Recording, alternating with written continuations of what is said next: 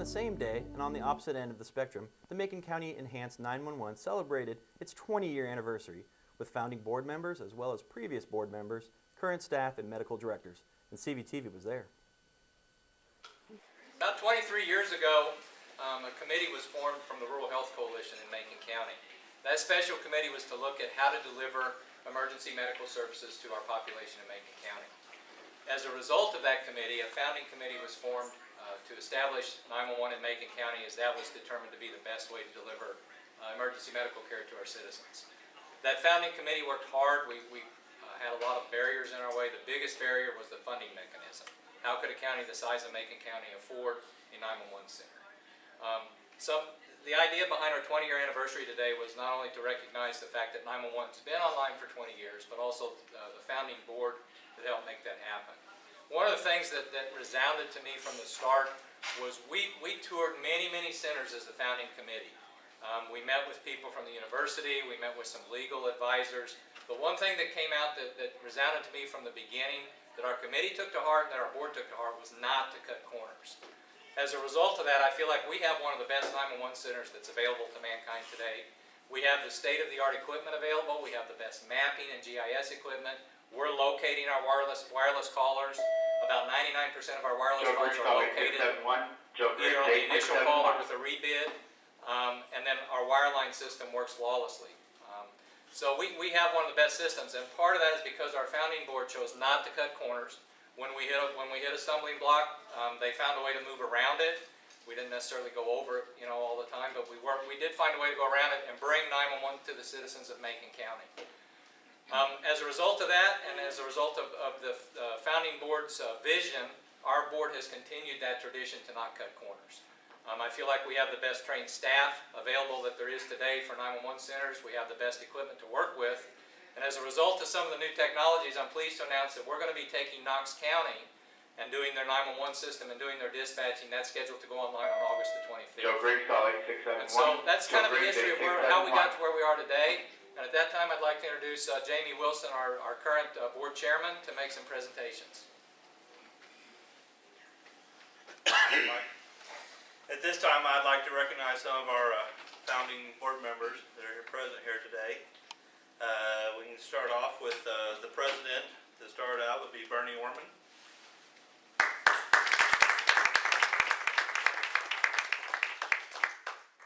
Secretary was Jack Lee, and I believe Janice is accepting the award.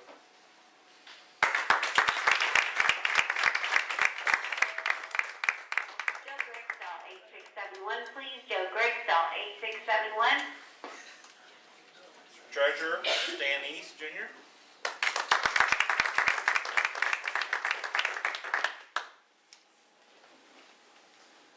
Mike Miller. Diane, have you accepted it?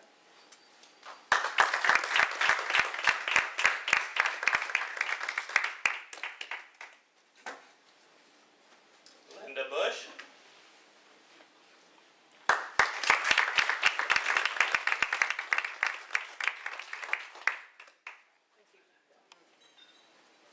And not with us today was Dave Snar.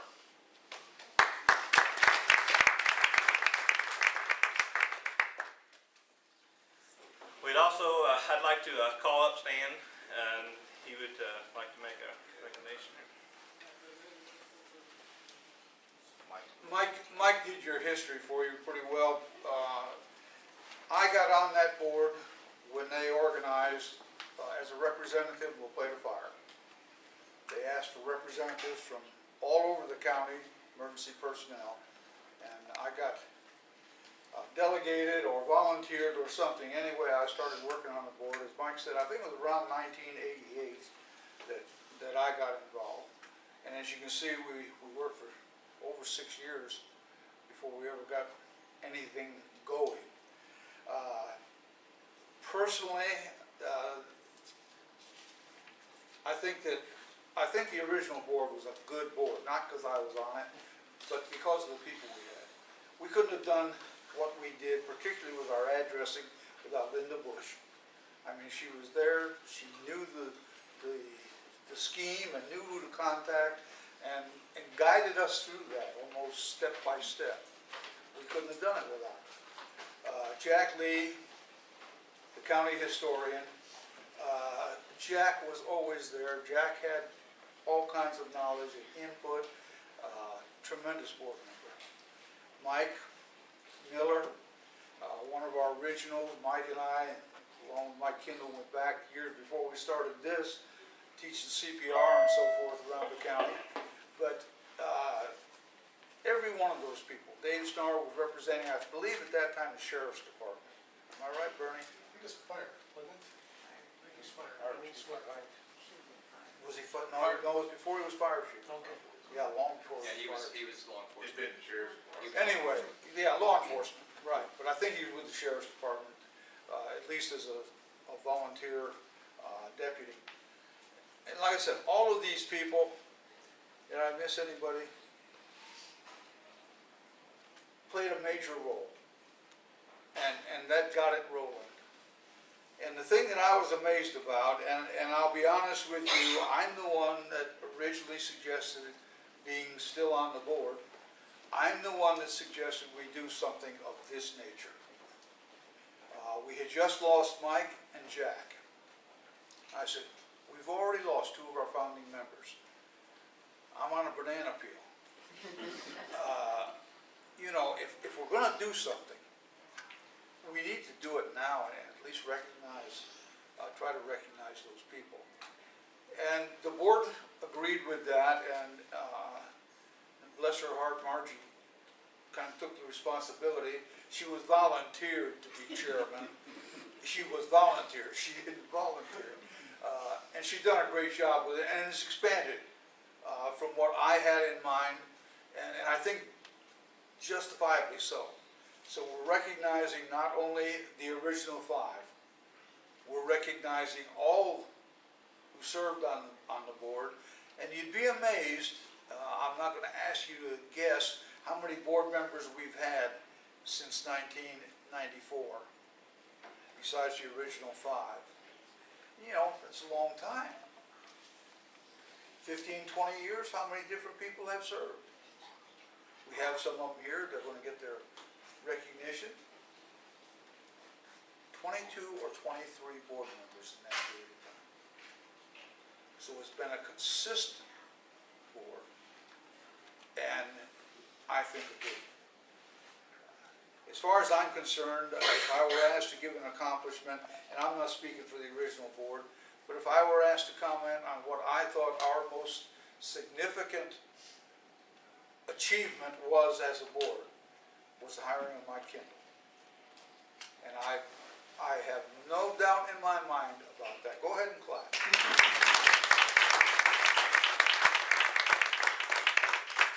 There is no doubt in my mind. Mike and I are close friends, were before it started, and still are, even after all we've gone through with 911. I think one of the most significant achievements of the board in recent couple of years anyway, is our work with Knox County. And going online a week from Monday, providing all 911 services for Knox County, because they couldn't afford it. A sales tax such as we operate under didn't mean anything in Knox County. It wouldn't raise enough money to do anything. A phone tax was even worse. Even combining them, if they could do that, would not work. But we came up with an idea through our board, working with their commissioners and people over there in the emergency services and so forth, came up with a deal. We offered them a 3-year contract, which they jumped at, and they should have, that's going to provide 911 service for them through the best 911 center in the state of Missouri, through the best qualified personnel, Mark and the rest of them. Peggy's over there somewhere, I don't know if she's hiding. There she is. We're offering them that, and we gave them a heck of a bargain. And we've got a 3-year deal. It will start officially the 25th. They don't have to start paying until the 25th. So it'll be 3 years from the 25th of August.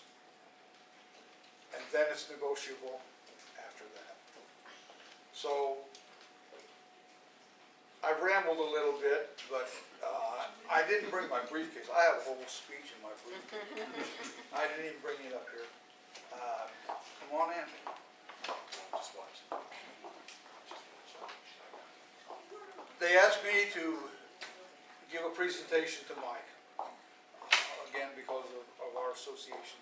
And I've been real fortunate in working with Mike over the years, but particularly in these last, how long we've been going to Knox County? 3 or 4 years. Yeah, your first contacts were without me, but I've been going over there every time he meets, or just about every time. And I go to ride along to give him company.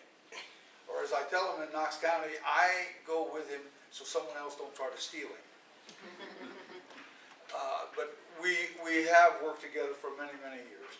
And when we discussed this event, it also came up in the board meeting that we needed to do something for Mike as well as the other employees. So I have the opportunity to present to Mike Kindle. Come on up here, Mike. A Samsonite, it's not an overnight bag really, it's an attaché case, I think. It has the capability which Mike needed of having a strap on it. But anyway, and this I'm pretty sure is going to be engraved with your name. We didn't have time to do that prior to this. But on behalf of the past and current board, I present to you this gift of our appreciation. 20 years as a director. 23 or more involved with 911, and of course you've been in emergency service and worked here at the hospital prior to that. Thank you. Thank you very much, Stan. Peggy, we have a plaque for each of these people also, and I didn't mention that when I talked about mine. Peggy has been an employee, I'm not going to say how many years. 18, okay, 18 years. She is the assistant director of our 911 center. And again, on behalf of founding board and the board members before and since, this certificate is given to Peggy Burkhart, assistant director, in recognition of 18 years of dedicated service to Macon County Enhanced 911.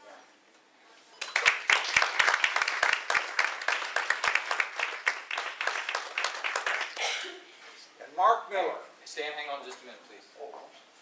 We'd also like to present Peggy with a keychain and a watch for your service.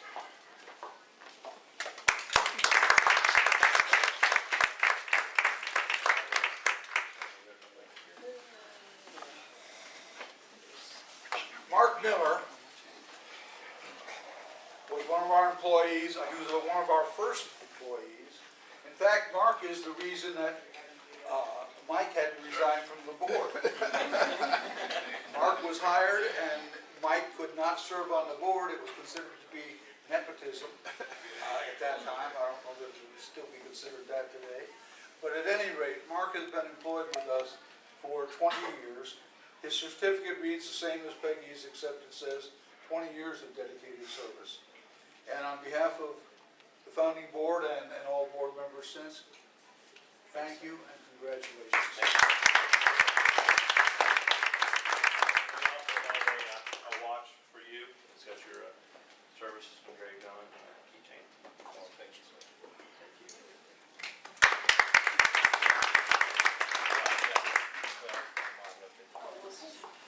At this time, we'd like to recognize some of the former board members and medical directors.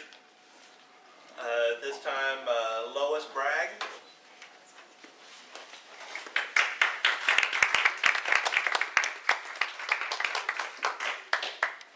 Mayor will play that. Larry Stacy.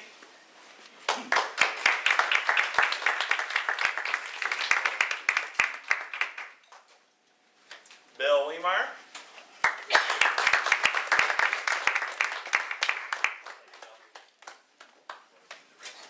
And then the other ones that wasn't able to attend, Karina Hurley, Jim Gwinner, Cindy Lean, Rachel Richardson, Carol Sutton, Joy Grimes, and that's it for the board. And then our medical directors, our past medical director was Dr. Joe Caranto, and our current medical director, Lisa Mays.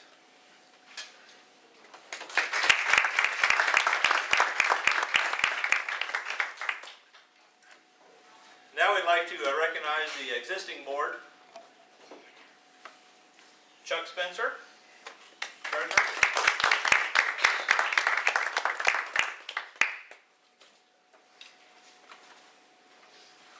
Jeff Bixman.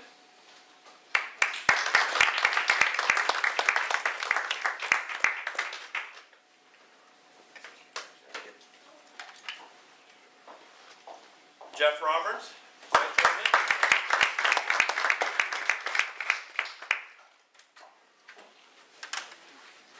Margie Bose. And Margie has done a wonderful job putting all this together. We really appreciate everything you've done. Gene Wood is another of our board members that wasn't able to make it today.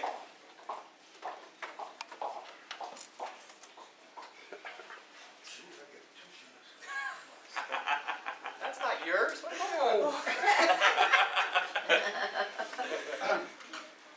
Our president, Mr. Jamie Wilson.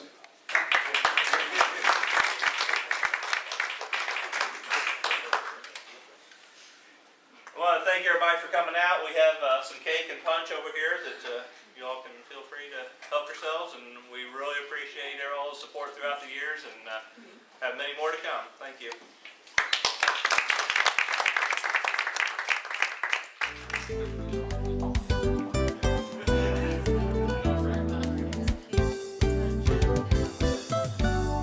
Congratulations to both MCM and the Macon County 911. Well, Darren has some exciting news about a product that Sheridan Valley offers that will protect your phone like never before, even if you drop it in the lake while you're celebrating this holiday weekend. You know, we've been talking about summer coming to an end, and we still have some great weather out there to enjoy time around water. We have shown you many of our new phones that we offer on this show, but one area we really haven't talked about yet is protection for those phones. In our retail wireless stores, we now offer the LifeProof cases. And I have one here right just to show you on the case. Experts have called this LifeProof the best of all the iPhone cases because it is waterproof, dustproof, and shockproof, all within a sleek, low profile that barely increases the size of your device. So take your iPhone in the water, dirt, or snow with the LifeProof cases. So stop in at any of our locations in Brookfield, Salisbury, Moberly, or Macon, as well as our agent location in Shelbina to learn more about this great accessory. If you have ever dropped your phone in the water and felt that instantaneous panic, this really is a great accessory. Great. It's awesome new product. Well, you're invited to the 38th Great Pershing Balloon Derby in Brookfield, host of the 2014 Balloon Federation of America North Central Regional Championship this weekend. Many activities are planned, including the Night Flame on Friday night. Saturday balloon flights are early in the morning and late evening, and the day is filled with other activities, including kids' games, baby show, parade, entertainment, a dance of the Elks, and much more. 2 balloon flights are planned for Sunday at 7:15 and 6 p.m., and the final flight is Monday morning at 7:15.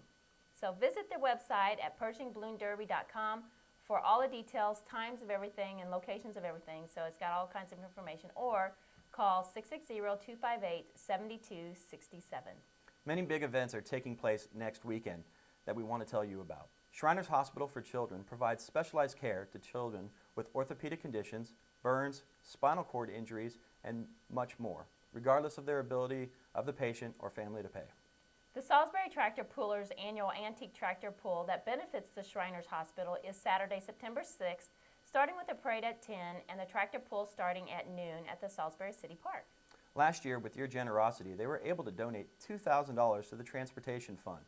The Hospital Transportation Fund is used to help families all over the state get their children to the medical care that they need. It is managed by volunteer Shriner members who arrange to meet patients and take them to St. Louis to the Shriners Hospital. Without this support system, some children would never be able to receive the care that they need. The parade starts at 10, and Shriners from all over will be there with their little cars and motorcycles. So come on out and make a free will donation. Tractors are welcomed and must be 1959 or older. Weigh-ins start at 11. Concessions will be provided by the Knights of Columbus. Door prizes will be given during the pool. And if you got any questions, contact any member of the club or call Virgil at 660-414-8016. The second annual Corey S. Gresham Fish and Chip Bass Tournament and Texas Hold'em Tournament is Saturday, September 6th. All proceeds benefit the Macon Optimist Star Student Program. Corey was instrumental in starting this program during his years as an Optimist member. The Buddy Bass Tournament will take place at Long Branch Lake starting at 7 a.m. that day, and pulled barbecue pork with all the fixings will be served from 11 to 4 at Comfort Inn, and the Texas Hold'em Tournament starts at 4. Buckland's American Legion Green Hills Post 57 is hosting a crawfish boil or pulled pork dinner September 6th with a dance to follow. Proceeds will assist in replacing their roof. We will hear more about this event next week from Ralph Thomas, Robert Green, and Leighton Reed.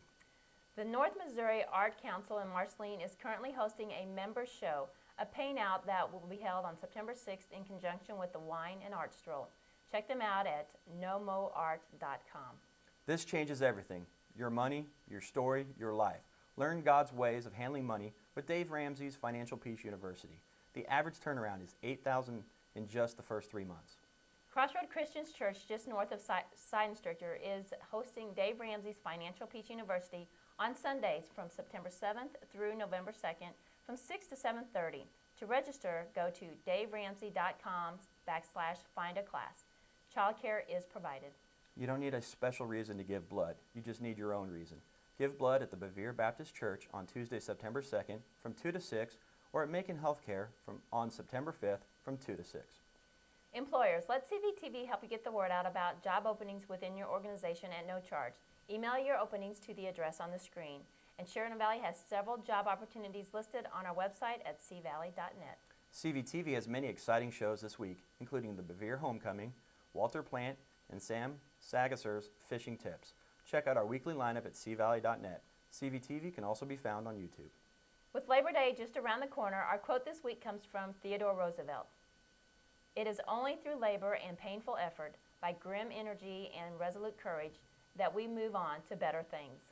In other words, being able to appreciate just how much sweeter those results are after you've really worked hard in your actions is the best.